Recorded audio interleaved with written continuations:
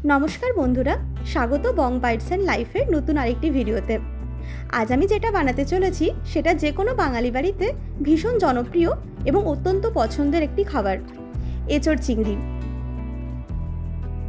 और आजके आमरा बानाबो एई सुस्वादु रेसिपि एकदम सहज उपाये। भिडियोटा एकदम शेष पर्यन्त देखुन और प्लिज चैनलटा सबस्क्राइब करे दिते भुलबेन ना। ताहले चलुन शुरू करी आजकेर रान्ना। प्रथमेई आमी कुकारेर मध्य नुन हलुद और एकटू सर्षेर तेल दिए एचोड़गुलोके भालोमतो सेদ্ধ करे निচ্ছি। ओइदिके যতক্ষণ एचोड़गुलो सेদ্ধ হচ্ছে এদিকে চলুন আমরা চিংড়িটাকে ম্যারিনেট করে নিই। ম্যারিনেট করার জন্য এখানে খুব বেশি উপকরণ লাগছে না, শুধুমাত্র নুন আর হলুদ দিয়ে আমরা চিংড়িগুলো মাখিয়ে নেব। এরপর কড়াইয়ে কিছুটা সরষের তেল দিয়ে খুব ভালোমতো গরম হয়ে গেলে আমরা চিংড়ি মাছগুলো ভেজে নেব। খেয়াল রাখবেন চিংড়িগুলো কিন্তু খুব বেশিক্ষণ তেলের সাথে ভাজবেন না, তাহলে শক্ত হয়ে যেতে পারে। চিংড়িগুলো আমাদের ভাজা হয়ে গেছে, এরপর এগুলোকে একটা পাত্রে তুলে রেখে নিচ্ছি।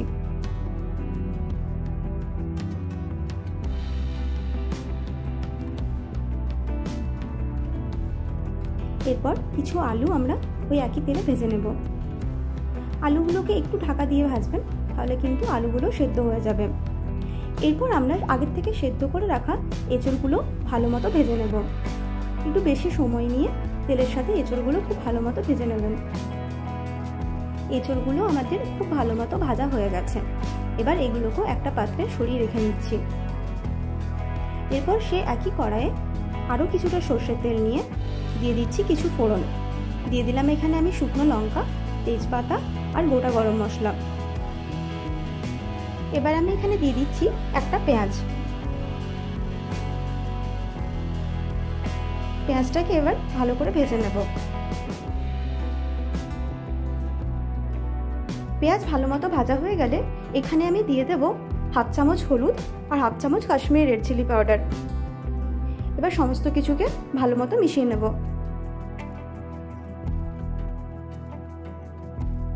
এখানে আমি দিয়ে দিচ্ছি আদা রসুন আর লঙ্কার পেস্টটা।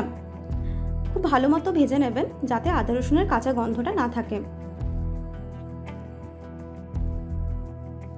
আদা রসুনের কাঁচা গন্ধটা চলে গেলে আমি এখানে দিয়ে দিচ্ছি পেঁয়াজ বাটা।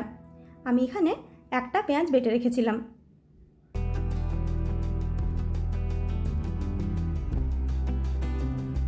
ঠিক এই স্টেজে আমি অ্যাড করছি একটা টমেটো বাটা। এবার সমস্ত মশলাকে খুব ভালো মতো কষিয়ে নিন। মশলাটা ভালো মতো কষানো হয়ে গেলে আমি এখানে দিয়ে দিচ্ছি কিছু গুঁড়ো মশলা। দিয়ে দিলাম হাফ চামচ জিরে গুঁড়ো আর হাফ চামচ ধনে গুঁড়ো। এবার সমস্ত মশলাকে আরও একবার ভালো মতো ভেজে নিন। অ্যাড করলাম 1 চিমটে চিনি আর স্বাদ অনুসারে নুন। এবার সমস্ত মশলাকে আরও একবার ভালো মতো ভেজে নেবেন। মশলা আমাদের ভালো মতো কষানো হয়ে গেছে। ঠিক এই স্টেজে আমি অ্যাড করে দিচ্ছি আমাদের আগের থেকে ভেজে রাখা এঁচড়, আলু আর চিংড়ি মাছগুলো। এবার এঁচড়ের সাথে মশলাকে খুব ভালো মতো কষিয়ে নেবেন। খেয়াল রাখবেন এঁচড়কে যতটা সময় নিয়ে কষাবেন এঁচড়ের স্বাদ কিন্তু ততটাই ভালো আসবে। আমি এখানে বেশ কিছুটা সময় ধরে ঢাকা দিয়ে এঁচড়টাকে কষিয়ে নিয়েছি।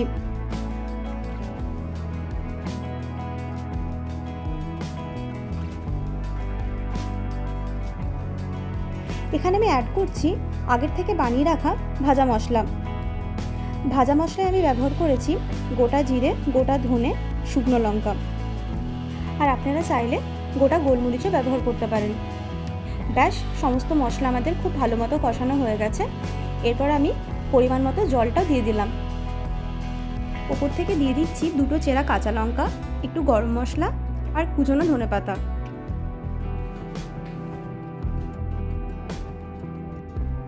এবার আমি এঁচড়কে 10 মিনিটের মতো ফুটিয়ে নেব। 10 মিনিট ফোটানো হয়ে গেলেই আমাদের তৈরি এঁচড় চিংড়ি। এটার স্বাদ কিন্তু খুবই ভালো হয়েছিল। আপনারা এই পদ্ধতিতে একবার বানিয়ে দেখতে পারেন। রেসিপিটা কেমন লাগলো আমাকে কিন্তু কমেন্টে অবশ্যই জানাবেন। আর ভিডিওটা ভালো লাগলে একটা লাইক অ্যান্ড শেয়ার করে দেবেন। আর চ্যানেলটা সাবস্ক্রাইব করে দিতে ভুলবেন না। সবাই ভালো থাকবেন। আসছি নতুন আরেকটা ভিডিও নিয়ে। ধন্যবাদ।